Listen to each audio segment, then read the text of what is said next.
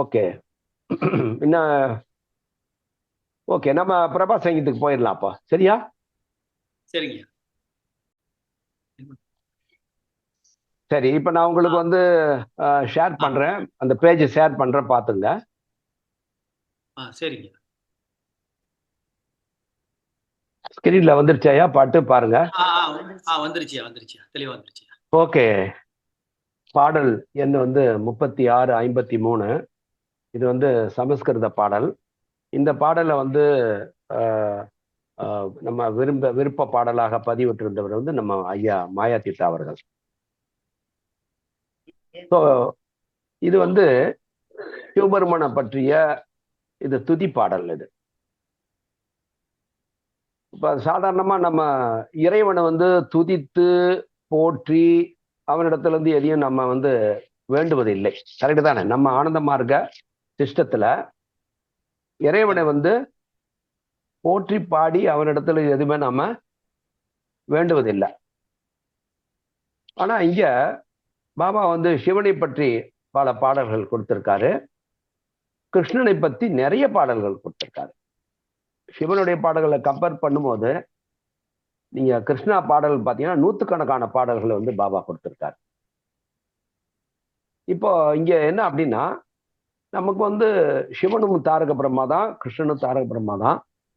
அவருடைய பெருமைகளையும் அவருடைய உண்மையான இயல்புகளையும் நினைவுபடுத்திக் கொள்ள வேண்டியதும் நமக்கு அவசியம். அதனாலதான் பாபா வந்து நமக்கு சிவனை பற்றியும் கிருஷ்ணனை பற்றியும் பல பாடல்கள் கொடுத்திருக்காரு. ஸோ பர்டிகுலர்லி சிவனுடைய பாடல்கள் எல்லாமே அவருடைய பெருமைகளை அவருடைய இயல்புகளை விவரிக்கின்ற பாடல்களாக மட்டுமே இருக்கும்.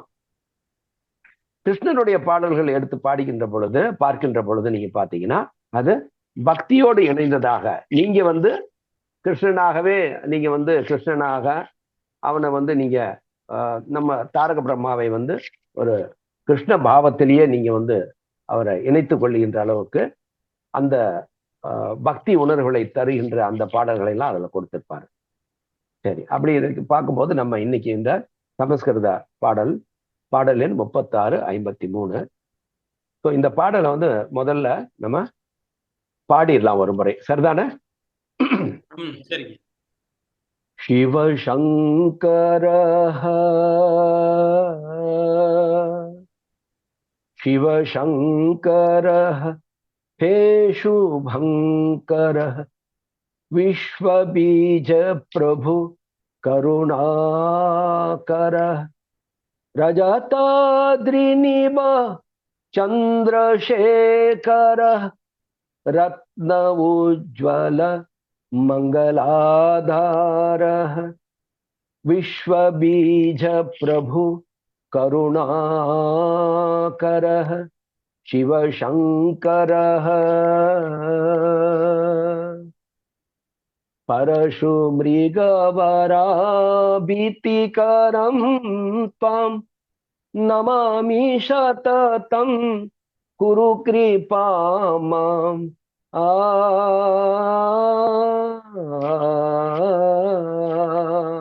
परशुमृगवराभीतिकरं त्वां नमामि सततं कुरु कृपां माम्। प्रसन्न भव हे चित्ति अनुभव, प्रसन्न भव हे चित्ति अनुभव। व्याघ्र अंबरे वज्र पिनाक कर, विश्व बीज प्रभु करुणाकर शिवशंकरः। समसमाज तत्वे अधिष्ठितं तव गुणार्णवं शास्त्रेय कथितं।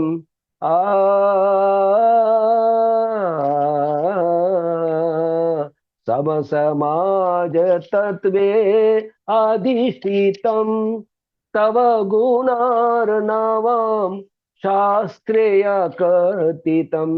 तव चरण धूलि कणां देहि मां, तव चरण धूलि कणां देहि मां विश्वातीत विश्वाद्य भीतिहर विश्वातीत विश्वाद्य भीतिहर विश्वबीज प्रभु करुणाकर शिव शंकर हे शुभंकर विश्वबीज प्रभु करुणाकर रजताद्रिनिभ चंद्रशेखर रत्न उज्ज्वल मंगलाधार विश्वबीज प्रभु करुणाकर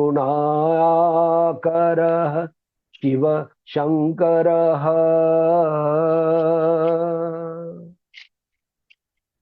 இதுதான் இந்த பாடல். இப்ப இதனுடைய பொருளை வந்து நம்ம பார்க்கலாம். இது சமஸ்கிருதம். ஸோ எழுதிக்கிங்க. சிவன்னா நம்ம சிவசங்கரா, சங்கரான்றாலும் சிவன்றாலும் அவருடைய திருநாமம் தான் சிவசங்கரா. சிவன் சொல்றோம், சங்கராவும் சொல்லுவாங்க. ஸோ இங்க சிவசங்கரா. ஹே அப்படின்னா ஓ, நம்ம தமிழ்ல சொல்றோம்ல ஓ பிரபு அப்படிங்கிற இந்த ஓ என்று சொல்றதுதான் இங்க ஹேன்னு சொல்றோம். சுபா, சுபாங்கரா. சுபா அப்படின்னு சொன்னா சுபம்னா என்னங்க? நலம், நன்மை. சுபாங்கரா அப்படின்னா அவருடைய அவன் வந்து நன்மையின் திருவுருவம் அப்படின்ற அர்த்தம். யாரு? சிவசங்கரா. ஏ சுபங்கரா, ஏ சிவபெருமானே, ஏ சங்கரா, நீ நன்மையின் திருவுருவமாக இருக்கின்றாய் அப்படின்றது அர்த்தம். சுபா என்றால் நலன், நன்மை, நலம் என்று அர்த்தம். அப்போ அந்த நலத்தின் திருவுருவானவாக இருக்கின்றான் அர்த்தம். திருவுருவானவன் என்று அர்த்தம். சுபங்கர என்றால் நன்மையின் திருவுருவம், நலத்தின் திருவுருவம், நலம் தருகின்றவன் அப்படின்றலாம் நீங்க அர்த்தத்தை எடுத்துக்கணும். ஓகேவா? அடுத்தது விஸ்வா. விஸ்வன்னா என்னங்க? நமக்கு பழக்கப்பட்ட வார்த்தை தான். விஸ்வ என்றால் அகிலம் இல்லையா? விஸ்வ என்றால் உலகம் என்றும் சொல்றோம். ஸோ இந்த தோற்றத்திற்குரிய இந்த பகுதியை வந்து விஸ்வான்னு சொல்றோம். அப்போ இந்த அகிலம். பீஜ என்றால் விதை, வித்து அல்லது விதை. பீஜ என்றால் விதை. பிரபு என்றால் இறைவா என்று அர்த்தம். அப்போ விஸ்வ பீஜ பிரபு அப்படின்னா ஹே பிரபு, ஓ இறைவா, நீ இந்த அகிலத்துக்கே விதையானவன், வித்தானவன். அப்போ அப்படின்னு அர்த்தம் இந்த அகிலம் தோன்றியது அந்த விதையிலிருந்து தான். அப்போ அவனே விதையாக இருக்கின்றான் என்ற பொருள் அது. விஸ்வ பீஜ பிரபு. அப்போ இந்த அகிலத்தினுடைய அகிலம் தோற்றுவித்ததுக்கூடிய அந்த விதை வடிவாக, அப்போ அதனுடைய தோற்றுவாயாக அகிலத்தின் தோற்றத்திற்கு காரண பொருளாய் இருக்கின்றவனாகிய பிரபு சிவபெருமானே என்று அர்த்தம். கருணாகர. கருணை என்றால் தெரியும் நமக்கு எல்லாருக்கும், கருணை வடிவானவன். கருணாகர என்று சொன்னால் ஆக்சுவலா கரா என்று சொன்னால் டூயர் அர்த்தம். கரக. கருணாகரனா கருணையை வழங்குபவன், கருணை பொழிபவன் என்று பொருள். கருணை என்றால் அருள். கருணாகர என்று சொன்னால் கருணை செய்பவன், கருணையை தருபவன் என்று நீங்க பொருள் எடுத்துக்கணும். ரஜதா அப்படி சொன்னா வெண்மை நிறம், அதாவது தூய வெண்மையை வந்து ரஜதா என்று சொல்றோம். இங்க ரஜதாதிரி அப்படி சொன்னால் வெள்ளை நிறமான மலை, அதாவது பனி. அவர் வந்து தோன்றிய இடம் பார்த்தீங்கன்னா இமய மலை, அந்த பகுதியில தான் அவர் வந்து தோன்றினாரு. ஸோ அந்த அந்த இமயமலை பகுதியில பனி படர்ந்த அந்த வெண்மையான பனி படர்ந்த அந்த மலையில ரஜதாதிரினா வெண் பனிமலை என்று அர்த்தம். அந்த வெள்ளை பனிமலையில் நிபா என்றால் வசிப்பவர், வாழ்பவர் அப்படின்னு அர்த்தம்.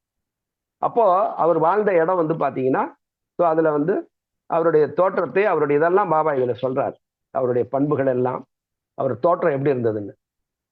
அப்போ ரஜத்தாதிரி நிபம், அப்போ நிபன்ற அந்த வெண்பனி மலையிலே வசிக்கின்ற அந்த சிவபெருமான். சந்திரா, சந்திரா என்று சொன்னால் பிறை, நிலவு, நிலா. சேகரா என்று சொன்னால் அதாவது நம்ம தலை இருக்கு இல்லையா, அதை வந்து சேகரம் என்று சொல்லலாம். ஷீரு அப்படின்ற வார்த்தையும் அந்த தலையை குறிக்கக்கூடியது. ஸோ அவர் வந்து அந்த நிலவை தன்னுடைய அந்த தலையிலே சுமந்து கொண்டிருக்கின்றவன் அர்த்தம். இங்க தலையில வந்து நிலவை சுமந்து கொண்டிருக்கிறார் என்று சொல்றாரே, புராணத்துல வந்து பிறை சூடிய பித்தா என்றெல்லாம் பக்தர்கள் வந்து சிவனை பாடுகின்றார்கள். இங்க என்ன அப்படின்னா, இந்த சந்திர இது எதை குறிக்கிறது அப்படின்னா, சாந்தமான அறிவு. அதாவது நம்ம 3 குணங்கள் இருக்கு இல்லையா, சத்துவ ரஜ குணம்.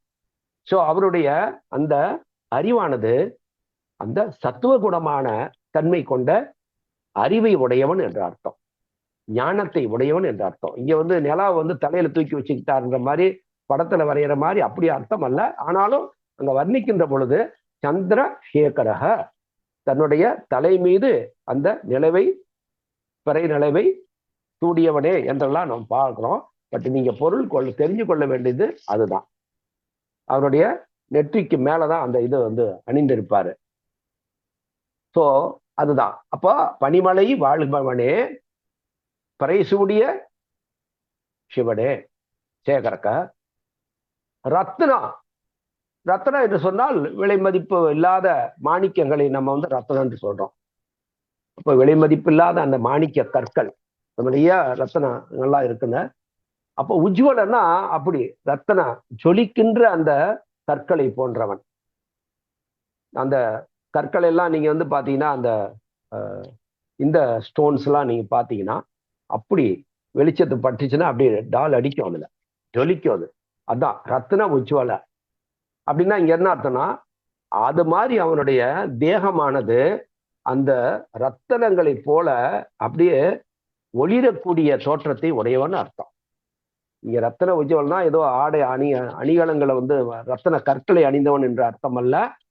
ரத்ன உஜ்வல என்று சொன்னால் அந்த எப்படி விலை மதிப்பில்லாத அந்த ரத்தன கற்கள் வந்து ஜொலிக்குமோ அது போன்ற அந்த தேகத்தை, ஜொலிக்கின்ற தேகத்தை உடையவன்.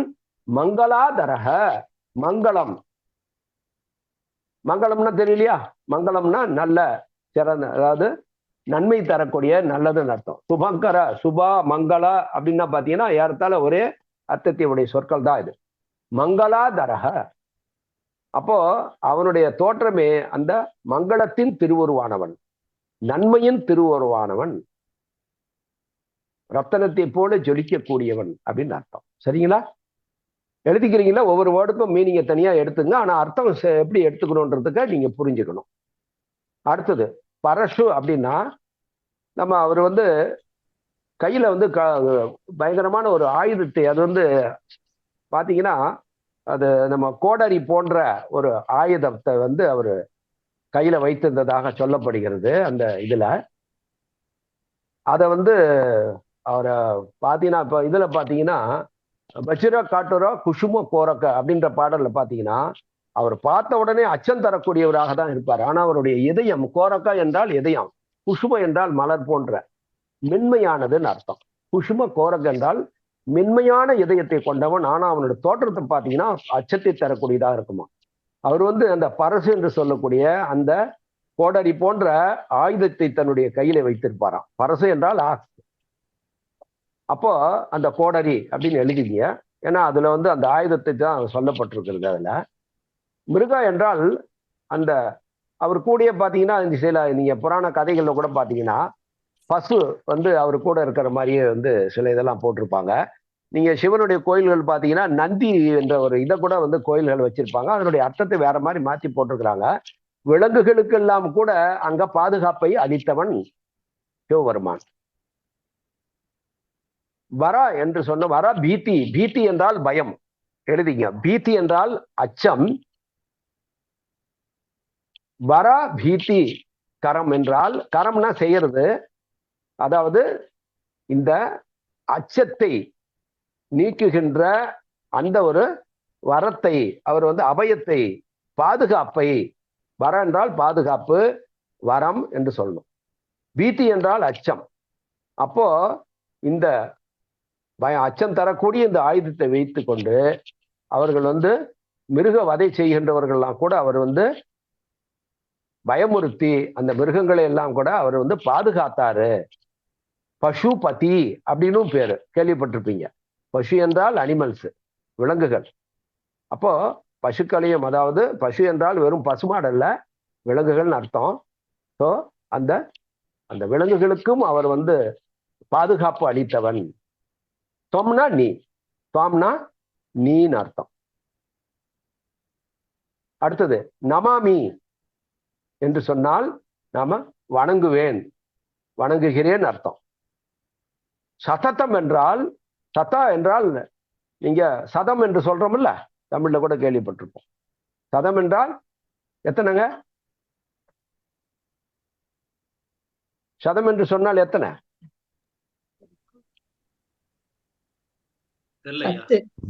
நூறு. சதமடித்தார், பேட்ல சதத்தை தாண்டினார்னு சொல்றோம்ல, சதம்னா 100. சததம் அப்படின்னா அதாவது எண்ணிலடங்காத 100 முறை நான் வணங்குவேன் உன்னை அப்படின்னு சொல்லுவோம்ல, அது மாதிரிதான். நமாமி என்றால் வணங்குகின்றேன். சததம் நான் வந்து 100 முறை, அதாவது எண்ணிலடங்காத முறை, நான் வந்து கோடி முறை, அப்படி ஒரு எண்ணிக்கைக்காக சொல்றது. சததம் அப்படின்றா நான் 100 முறை உன்னை நான் வணங்குவேன். இத்தகைய பண்புகள் எல்லாம் உடைய சிவபெருமானே, நான் 100 முறை உன்னை நான் வணங்குவேன். குரு என்றால் செய்யின் அர்த்தம். கிருப்பான்னு கூட நம்ம பார்த்தோம்ல, கிரு பா. சோ கிரு என்பதனுடைய அந்த ரூட், அதனுடைய முழுமையான வேர்டு வந்து குரு. அதாவது ஷார்ட்டா வந்து குருன்னு சொல்லுவோம். குரு என்றால் செய்.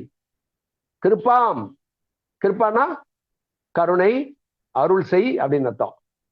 கிரு கிருப்பாம் என்றால் அருள் செய் அல்லது கருணை செய். மாம் என்றால் எனக்கு, துவாம் என்றால் நீ, மாம் என்றால் எனக்கு. 100 முறை வணங்குவேன் உன்னை, எனக்கு கருணை செய்வாயாக. அதான் குரு என்றால் செய், கிருப்பாம் என்றால் கருணை அல்லது அருள், மாம் என்றால் எனக்கு. பிரசன்னா பவ. பிரசன்னா அப்படின்னா ஹாப்பி. அவர் வந்து எப்பயுமே ஒரு மகிழ்ச்சியான ஒரு மனநிலையில இருப்பார், ஆனந்த நிலை. பிரசன்னா இனிமையான மனநிலையில, இன்பமான மனநிலைன்னு அர்த்தம். பிரசன்னா ஹாப்பியான ஒரு மனநிலை, சந்தோஷமான மனநிலை. பிரசன்னா பவ. பவனா மைண்டினுடைய அந்த ஒரு அவருடைய நிலை. ஸோ பிரசன்னா பவ அப்படின்னா அவருடைய பாவனை, அவருடைய சிந்தனையானது, மனமானது எப்பயுமே மகிழ்வோடு இருக்கக்கூடியவன். அவன் எளிமை, மிக எளிதாக அவன் வந்து மகிழ்ச்சி கொள்ளக்கூடியவன். எவ்வளவு கோபமாக இருந்தாலும் மிக விரைவாக அவன் வந்து மகிழ்ச்சி கொள்ளக்கூடியவன். ஹே என்றால் ஓ, சித்தி என்றால் மனம், சிந்தனை அல்லது மனம். அனுபவம் என்று, சித்தி அனுபவம் என்று சொன்னால் இந்த ரியலைஸ்டு, செல்ஃப் ரியலைஸ்டு, அதாவது தானே தான் யார். இப்ப நம்ம சொல்றோம்ல செல்ஃப் ரியலைசேஷன் சொல்றோம் இல்லையா, அனுபவம் என்று சொன்னா ரியலைசேஷன். இந்த சித்தி அனுபவம் என்றால் அவன் வந்து அவனுடைய சித்தமானது எப்பயுமே, ஏன்னா நாமளுக்கு வந்து ரெண்டாவது நாம் அவனாக மாற வேண்டும். ஆனால் அவன் வந்து அவனாக இன்னொன்றாக மாற வேண்டிய அவசியம் இல்லை. அவனுடைய அனுபவம், அவனுடைய சிந்தனையினுடைய அந்த பாவனை. ஆக பிரசன்னா பவ ஏ சித்தி அனுபவ. ஆகவே உன் சிந்தை எப்பொழுதுமே அந்த ஆனந்த அனுபவத்திலேயே, அந்த இறை அனுபவ நிலையிலேயே இருக்கக்கூடியவன் அர்த்தம். அனுபவம் என்றால் அந்த ரியலைசேஷன், சித்தி என்றால் மனம் அல்லது சிந்தனை, பாவம் என்றாலும் அதே மனநிலை தான். பிரசன்னா அப்படின்னா அவன் எப்பயுமே அந்த ஆனந்த மனநிலையிலேயே, அந்த இன்பமான மனநிலையே அவன் இருப்பவன். அவனுடைய இது வந்து எப்பயுமே தன்னை மறந்த அந்த தான் என்ற அந்த பகவானுடைய அந்த இதுலயே வந்து இருக்கக்கூடிய சித்தி அனுபவம் என்று சொன்னால் அவன் வந்து அவனுடைய சித்தமானது எப்பயுமே அந்த இறை உணர்வை தாண்டி வேறு ஒரு உணர்வு நிலைக்கு அவன் போறதில்லை இல்லையா. அதுதான் சொல்றேன் சித்தி அனுபவம் என்றால். வேர்டு தனியா எடுத்துக்கணும், அதை நீங்க எப்படி இது மீனிங் எடுத்துக்கணும்னா அவன் எப்பயுமே அந்த பாவனையிலே இருக்கக்கூடியவன். அடுத்தது வியாக்ரா. வியாக்ரா என்று சொன்னால் டைகர், புலி, வியாகரா. அம்பரம் என்று சொன்னால் ஆடை. பினாக்கா பாருங்க, வஜ்ர பினாக்கா. வஜ்ரம் என்றால் அச்சம் தரக்கூடிய கடுமையான அப்படின்னு அர்த்தம். வஜ்ரம் என்றால் கடுமையான. பினாக்கா என்றால் திரிசூலம். பினாக்கான்னா திரிசூலம், வியாகரான்னா புலி, அம்பரம் என்றால் ஆடை. அவர் வாழ்ந்த காலத்துல அவர் அந்த புலியினுடைய தோலை தான் ஆடையாக அணிந்திருந்தார். அப்பெல்லாம் பஞ்சு இதெல்லாம் கண்டுபிடிக்கல, யாரும் காட்டன் எல்லாம் கண்டுபிடிச்சு ஆடைகள்லாம் நெய்யல. அப்ப எல்லாமே இந்த மாதிரி ஏதாவது இறந்து போன அந்த அனிமலினுடைய அந்த இதை தான் அவங்க ஆடைகளாக சுத்தம் செய்து அணிந்து கொள்வார்கள். சிவபெருமான் அந்த புலித்தோலை அவர் அணிந்திருந்தாரு. அதே மாதிரி பினாக்கா கரா அப்படின்னு சொன்னால் தன்னுடைய கைகளில எப்பயுமே அவர் திரிசூலத்தை வைத்திருப்பார். அச்சம் தரக்கூடிய கடுமையான, அதை பார்த்தாவே அந்த அந்த திரிசூலத்தை பார்த்தாவே ஒரு பயம் வரும். அப்பேற்பட்ட, ஒருவேளை அவ்வளோ பெரிய சைஸ்ல வச்சிருப்பாருன்னு தெரியல. ஆகவே அந்த புலித்தோலை அணிந்தவர் வஜ்ர பினாக்கா கராக். மிகவும் பலமா அந்த சக்தி வாய்ந்த அந்த திரிசூலத்தை அவன் வைத்திருப்பவன். அடுத்தது பாருங்க, சமா என்றால் ஈக்குவாலிட்டி. சம என்றால் ஈக்குவாலிட்டி, சமத்துவம். சமாஜ என்றால் சமுதாயம். தத்துவ என்றால் தத்துவம். சம சமாஜ அப்படின்னா, சம சமாஜம்னா சம சமுதாய, சமம் ஏற்றத்தாழ்வற்ற சம சமாஜ தத்துவம். அதான் இங்க சம சமாஜ தத்துவம். அதிஷ்டிதம் அப்படின்னா அட்வொகேட், அதாவது அமைத்து தந்தவர், உருவாக்கி தந்தவர், இந்த அட்மினிஸ்ட்ரேட்டர். அதை அந்த சம சமாஜ தத்துவத்தை அவர்தான் அங்க உருவாக்குறார் முதல்ல. அதுதான் இங்க அதிஷ்டித்தம். அதீஷ் டீ மேல கோடு போட்டிருக்குல்ல, அது எப்படி நம்ம உச்சரிக்கிறோங்க? அதீஷ் தீதம். டி டி டி சவுண்ட்ல உச்சரிக்கணும். டி தா சவுண்ட்ல உச்சரிக்க கூடாது. அதீஷ் அதீஷ் திதம், அதிஷ்டிதம், டி டா. அதனாலதான் டி மேல கோடு போட்டிருந்தா டா சவுண்ட்ல உச்சரிக்கணும். டி மேல கோடு போடலன்னா டா சவுண்ட்ல உச்சரிக்கணும். இது ரோமன் சான்ஸ்கிரிட் ரூல். இப்ப சம சமாஜ, சம மால பாரு ஏ இருக்கு இல்லையா, எஸ்ஏ எம்ஏ சமான் இருக்கு. எந்த ஏ மேல 2 ஏ இருக்கு, சமான்றதுல 2 ஏ இருக்கு. ஏ மேல கோடு இருக்கா? இல்ல. சம மேல கோடு இல்ல. ஆனா சமாஜ அப்படின்றதுல எஸ்ஏ எம்ஏ மேல கோடு இருக்கு, சமாஜ. அப்போ அந்த ஏ மேல கோடு போட்டா அதை நம்ம நெடிலாக நீட்டித்து உச்சரிக்கணும். கோடு இல்லைன்னா குறில் சம. இங்க சமாஜ பாத்தீங்கன்னா சமாஜ, சமா சமாஜ. ஸோ இதெல்லாம் நீங்க அந்த ப்ரொனன்சியேஷனுடைய ரூல்ஸை நம்ம கொஞ்சம் கொஞ்சம் அப்பப்போ தெரிஞ்சுக்க. அதே மாதிரி டி மேல கோடு இருந்தா அதை டா சவுண்ட்ல உச்சரிக்கணும், அழுத்தி. அதிஷ்டிதம் பாட்டை போடுற நீங்க கேட்டு பாருங்க, அதிஷ்டிதம் அப்படின்னு சொல்லி பாடுவாங்க. அடுத்தது ஓகேவா? அடுத்தது தவ, உன்னுடைய. தவ என்றால் உன்னுடைய. குணார் நவம். குணார்னா தெரியும் உங்களுக்கு, அவருடைய குணார். இப்ப நவம் என்று சொன்னால், நவம் என்று சொன்னால் 9ன்னு அர்த்தம், நவ என்று சொன்னால் புதியன்னு அர்த்தம். இங்க அவருடைய அந்த குணங்களை, குணார நவம் அப்படின்னா எப்பயுமே அவருடைய குணங்கள் எப்படி இருக்கும் அப்படின்னா மாறாம புதுமையோடயே இருக்கும். அத என்றைக்குமே மாறாத நிலையில் அவருடைய குணங்கள் இருப்பதனால குணார நவம். அப்போ தவ குணார நவம் என்றால் உன்னுடைய அந்த என்றைக்கும் மாறாத அந்த உன்னுடைய பண்புகள். குணார்னா பண்புகள். உன்னுடைய சிவனை பார்த்து டிவோட்டி சொல்ற மாதிரி, தவ குணார நவம் சாஸ்திரே. சாஸ்திரனா சாஸ்திரங்கள், சாத்திரங்கள் நம்ம சொல்றோம்ல அது. அகதித்தம் பாருங்க, இங்க பாருங்க தா தான்னு தான் வருது, டி சவுண்ட் இல்ல.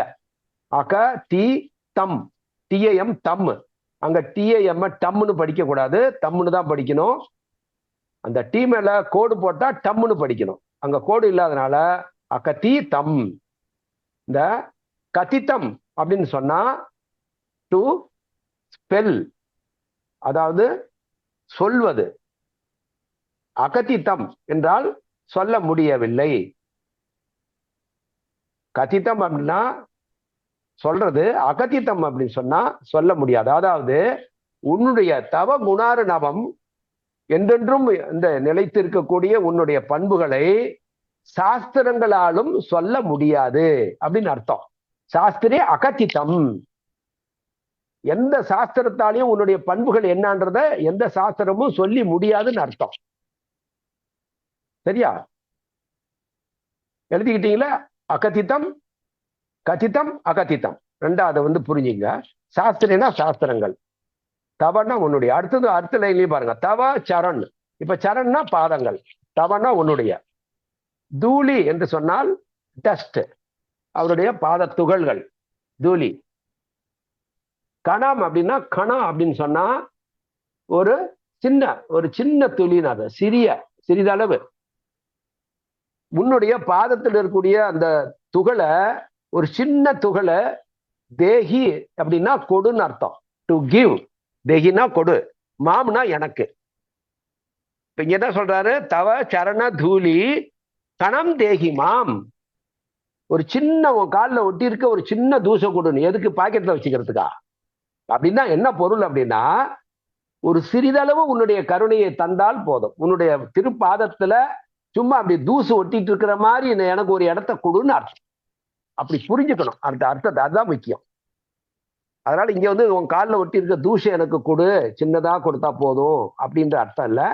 எப்படி ஒரு தூசு வந்து உன் காலில் ஒரு சின்ன தூசு ஒட்டிக்கிறதுக்கு ஒரு இடம் இருக்குல்ல உன் பாதத்துல, அது மாதிரி உன்னுடைய திருப்பாதங்கள்ல நான் வந்து அது ஒரு சின்ன துகள் போல ஒட்டி இருக்கிறதுக்கு எனக்கு ஒரு இடத்த கொடு அப்படின்ற புரிஞ்சுக்கணும். விஸ்வா என்றால் ஏற்கனவே பார்த்தோம். விஸ்வ பீஜ பிரபுன்னு வந்துச்சு இல்லையா? இங்க விஸ்வ. அப்போ விஸ்வனா வந்த அகிலம். விஸ்வா தீத்த என்றால் கடந்த. கடந்த அப்படின்னா இந்த அகிலத்தை கடந்திருப்பவன். ஏன் அகிலத்தை கடந்திருப்பவன்? அகிலத்தை அவன் தான் உருவாக்கினா. உருவாக்கிய பகுதி ஒரு சின்ன பகுதி. அப்ப அவன் இருக்கின்ற பகுதி என்பது, அவருடைய நியூக்ளியஸ் என்பது வேறு ஒரு இடத்துல. அப்போ அவன் இந்த அகிலத்தையும் கடந்தவனாக இருக்கின்றான். அதே சமயத்தில் விஸ்வாத்யக அப்படின்னா அர்த்தம், அதை பராமரிக்கிறவனாகவும் பாதுகாக்கின்றவனாகவும். விஸ்வான்னா அதே அகிலத்தை காப்பவனாகவும் அல்லது பராமரிக்கிறவனாகவும் இருக்கிறான். அப்புறம் பீதி என்றால் பயம், பீதி என்றால் அச்சம், ஹர என்றால் நீக்குபவன், அழிப்பவன். ஹர என்றால் நீக்குபவன். அதனால்தான் அவனுக்கு பேரு ஹர ஹர ஓம் ஓம், ஹர ஹர ஓம் ஓம், ஹர ஹர வியோம் யோம் அப்படின்னு சொல்லி அப்ப எல்லாம் வந்து சிவபெருமானுடைய காலத்துல சிவனை வந்து அவங்க இந்த மந்திரமாக பயன்படுத்தினாங்கன்னு சொல்லி நம சிவ சாந்தாயில பாபா சொல்லுவாரு. இங்க பீதி ஹர என்றால் அச்சத்தை நீக்குபவன், அச்சத்தை அழிப்பவன். இதுதான் விஸ்வா தீத் என்றால் இந்த அகிலத்தை கடந்தவனும் நீ, அகிலத்தை காப்பவனும் நீ, அச்சத்தை நீக்குபவனும் நீ அப்படின்னு தான் அர்த்தம். சரியா? இதுதான் இந்த பாடலுடைய பொருளுங்க. எல்லாம் வந்து குறிச்சு வச்சிருப்பீங்கன்னு நினைக்கிறேன். இந்த பாடல் அவ்வளோ ஒரு இனிமையான பாடல். இதை வந்து சாதாரணமா நம்ம ஒரு சிவனை பற்றி நம்ம பாடும்போது அவருடைய இதை நினைவாக நீங்க பாடலாம். சில பேர் வந்து பஞ்சஜன்யாவில் சிவகீர்த்தியை பாடுங்கன்னு சொல்லுவாங்க. அப்படிலாம் ஒன்றும் பாபா ரூல்லாம் கொடுக்கல எங்கேயுமே. நல்லா ஞாபகம் வச்சுங்க. பிரபாத் சங்கீத்துல ஒரு பாடல், நார்மல் டேஸ்ல 5 நிமிடம் ஏதாவது ஒரு பாடல், அதுக்கு வந்து நீங்க பக்தி இதை தரக்கூடிய ஒரு பாடலை தேர்ந்தெடுத்துக்கலாம். இது வந்து சிவனை பற்றிய, அது வந்து பெருமையை பற்றி பாடல்கள், அவ்வளவுதான். நீங்க இதை பாடினாலும் பாடுங்க. ஏன்னா நம்ம பரமபுருஷனையே, நம்ம பாபாவே நீங்க சிவனாகவே நீங்க அந்த பாபானுடைய வடிவத்தில் நீங்க வச்சுக்கிட்டாலும் சரிதான். ஆனாலும் இதை வந்து பஞ்சஜன்யாவில் இது கட்டாயமா இதை தான் பாடணும்னு சில பேர் சொல்றாங்க. அதெல்லாம் ஏற்றுக்கொள்ளாதீங்க, தப்பான ப்ரொபகேஷன். ஓகேவா? ஓகே, நன்றி. வேற எதுவும் இந்த பாடல்கள்ல பொருள் ஏதாவது இது இருக்கா, டவுட் இருக்கா? டைம் இல்ல, இல்லைன்னா இன்னொரு தடவை நீங்க எல்லாம் யாராவது ஒருத்தரை பாட சொல்லி கேட்கலாம். நேரமின்மையினால அடுத்த வகுப்புல முதல்ல இந்த ஒரு பாடலை யாராவது ஒருத்தர் பாடி காட்டுங்க. சரியா? ஓகே. பாடல் பிடிச்சிருந்ததா? நீங்க ஏற்கனவே இந்த பாடலை வந்து நீங்க சிடியா விளையாக்கி இருந்தீங்களா ஐயா?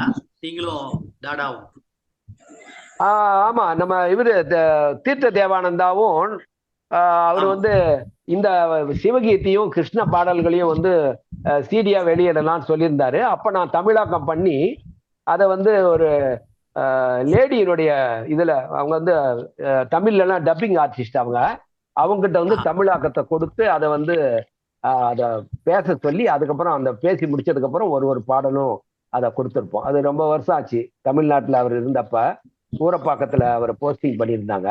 அந்த காலகட்டத்துல ஆமா. நாங்க ஒரு சிடி வெளியிட்டோம். அந்த சிடி எங்கிட்ட இருந்து இருக்குய்யா. ஓ, இருக்கு. சரி சரி, மிக அந்த மகிழ்ச்சி. அந்த வார்த்தைகளும் நீங்க புத்தகமா போட்டதும் என்கிட்ட இருக்கு ஐயா. ஓ, வெரி குட் வெரி குட். வச்சிருக்கையா, ரெண்டுமே இருக்கு. அந்த சில நேரங்கள் அந்த பாடல் நம்ம பாடுவோம். இந்த சிடில கேட்டதுனால இந்த பாடல் வந்து நல்ல தெளிவா இருக்கு ஐயா எங்களுக்கு. சரி, இருந்தாலும் அந்த சொல் பொருள் வந்து புரிஞ்சுக்கிறது ரொம்ப முக்கியம். ஆமா, அது சிரமம் தான் ஐயா. சொல்லும் போது விளக்கம் தெரியுது. அப்படி எப்படி எடுத்துக்கணும்? விளக்கம் தெரியுது. ஆமா, வெறும் சொல் பொருள் மட்டும் பார்த்தாது அதனுடைய ஆழமான அர்த்தத்தை வந்து எப்படி எடுத்துக்கணும். சொல்லுக்கு மீனிங்கா இருந்தாலும் அதை நம்ம எப்படி வந்து பாவனையில வந்து என்ன பாவனையில அதை எடுத்துக்கணுன்றதும் அதை நம்ம பார்க்கணும். அதுதான் பிரபா சங்கீதத்துல வந்து நம்ம இப்ப எடுத்துக்கொள்ள முக்கியமான விஷயமா தான். வெறும் வார்த்தைக்கு மீனிங் எடுத்தீங்கன்னா அது வந்து ட்ரை ஆகி போயிடும். 2 4ன்ற மாதிரி ஆயிடும். அந்த மாதிரி இருக்கக்கூடாது. சரி, ஓகே, மிக்க நன்றி. ஜெய். அனைவருக்கும் நன்றி. ரொம்ப நன்றிங்க. மீண்டும் அடுத்த வாரம் பார்க்கலாம். மாயா தீர்த்தி ஐயா, உங்க பாடல் இன்னைக்கு முடிஞ்சது. ரொம்ப நன்றிங்க. மீண்டும் அடுத்த வாரம் சந்திப்போம். நன்றி, அனைவருக்கும் நன்றி. நன்றி. நமஸ்காரம். நமஸ்காரம்.